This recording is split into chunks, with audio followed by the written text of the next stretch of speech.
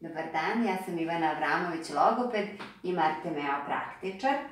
Ovaj gospodin ovde je moj drug, 5-mesečna beba urednog razvoja, lepo negovana i dojena. Njegovi roditelji su došli kod logopeda da se informišu kako mogu da podupiru razvoj uopšte i razvoj komunikacije svoje bebe. Ja sam za ovaj video od rekvizita izabrala samo svoj glas i mimiku lica, zato što smatram da je to dovoljno da se privuče pažnja. Da. Hej, pa se tebi malo prispavalo. Kako se mi družimo? Gde si?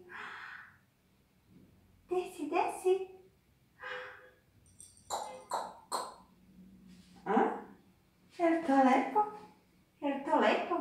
Znate kako uvek to biva na snimcima, kad mi hoćemo baš da pokažemo kako oni lepo uzvraćaju i reaguju, oni se onda naprave kao onaj žabac, ko je nešto nekada pokazao. Ovaj Daca uglavnom lepo reaguje kad se ja obratim, onda on pogleda u mene, pa imitira pokrete usta, pa pokušava i on da se glasa i na taj način nastavlja komunikativni obrazac.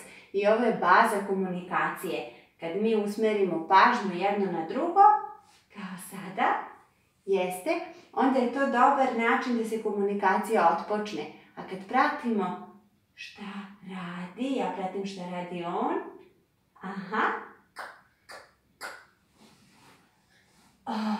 pa onda jedan osmejuljak i time pokaže da je obratio pažnju na to što sam ja uradila i da se njemu sviđa.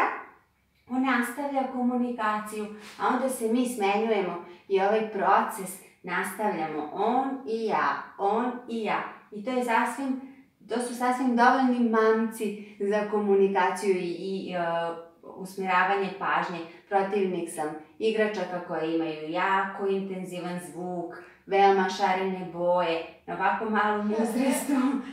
Pokret ruke, pokret usana, izraz lica je ono što privlači pažnju, a komunikacija se ostvaruje između dva bića.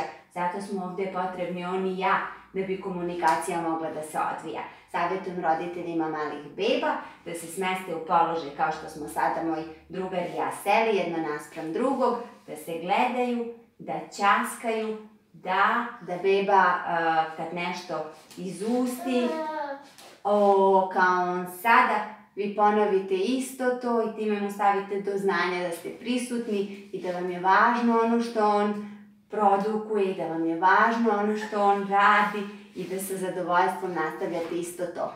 Ne propustite ovaj period da napravite dobru bazu i dobar komunikativni obrazac na kome će se nastaviti čitav razvoj govora i jezika i komunikacije uopšte. Snimat ćemo i dalje za vas, pratite nas na YouTube kanalu i našem blogu logopediavramović.com. Pozdrav!